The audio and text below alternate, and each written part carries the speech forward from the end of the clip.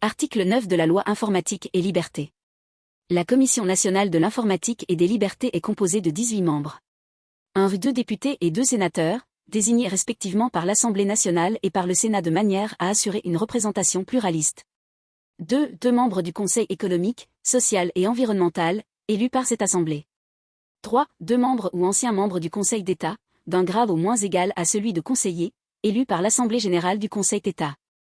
4 membres ou anciens membres de la Cour de cassation, d'un grade au moins égal à celui de conseiller, élus par l'Assemblée générale de la Cour de cassation.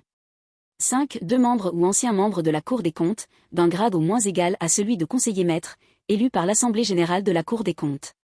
6 3 personnalités qualifiées pour leur connaissance du numérique et des questions touchant aux libertés individuelles, nommées par décret. 7 2 personnalités qualifiées pour leur connaissance du numérique et des questions touchant aux libertés individuelles, désignés respectivement par le président de l'Assemblée nationale et par le président du Sénat. 8 le président de la Commission d'accès aux documents administratifs, ou son représentant.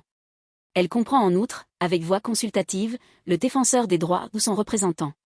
Les 2 membres désignés ou élus par une même autorité en application des 1 degré à 5 degrés sont une femme et un homme. Les 3 membres mentionnés au 6 degrés comprennent au moins une femme et un homme.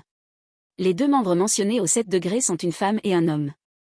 Pour l'application de cette règle, le membre succédant à une femme est un homme et celui succédant à un homme, une femme.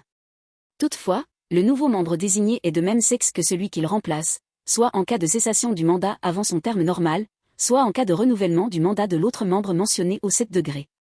Selon des modalités fixées par décret en Conseil d'État, le collège est, à l'exception de son président, renouvelé par moitié tous les 2 ans et 6 mois. Le président est nommé par décret du président de la République parmi les membres pour la durée de son mandat.